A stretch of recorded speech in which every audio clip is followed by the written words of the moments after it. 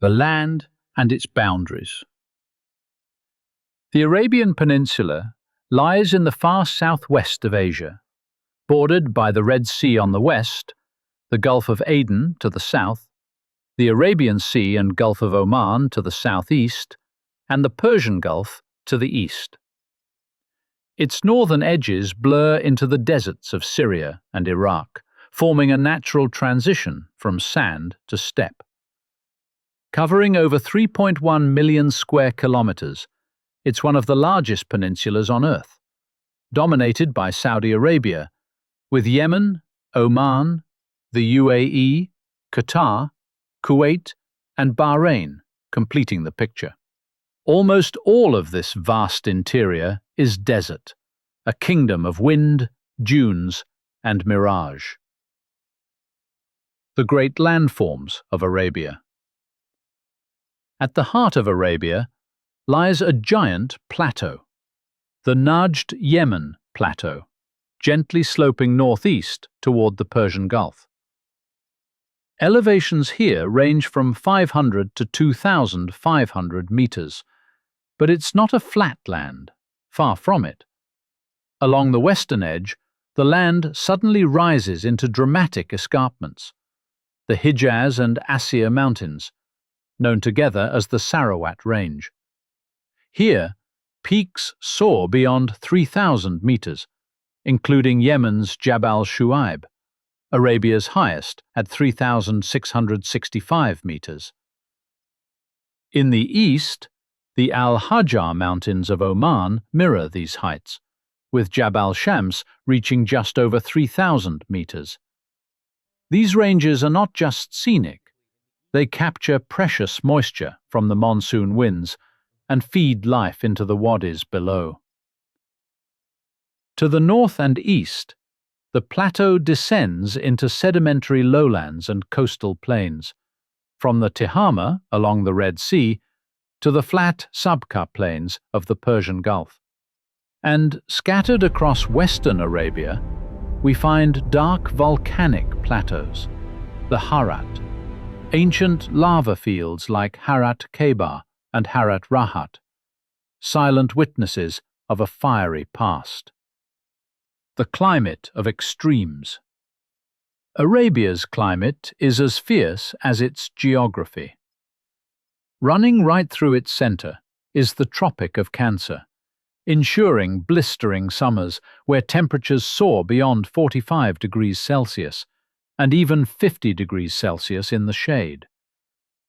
Rainfall is scarce, sometimes just a few centimeters a year, yet when it comes, it's sudden and violent, carving out dry riverbeds called wadis. But not all of Arabia is equally dry.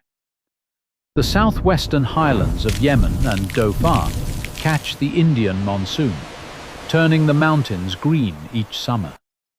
Meanwhile, the coasts are hot and humid, shrouded in mist and dew, while the interior deserts remain bone-dry under relentless sun. Persistent winds like the shamal blow dust across the north, while the rare quars winds sweep from the southeast. Here, the climate defines every form of life and every human settlement. The Great Deserts. The heart of Arabia is a sea, not of water, but of sand. This is the Rub al-Khali, or empty quarter, the largest sand desert on Earth, stretching across 650,000 square kilometers. Its dunes can tower over 250 meters high, sculpted by winds that never rest. It's one of the driest, most inhospitable places on the planet, and yet, beneath its sands, lie some of the world's greatest oil reserves. To the north lies the An-Nafud Desert, a fiery orange sea of sand linked to the Rub al-Khali by the Adana Desert, a long, narrow chain of dunes connecting Arabia's twin sand seas. Water beneath the sands. Arabia may appear lifeless, But deep beneath lies another world, one of hidden water. There are no permanent rivers, but flash floods rush through wadis after rare storms.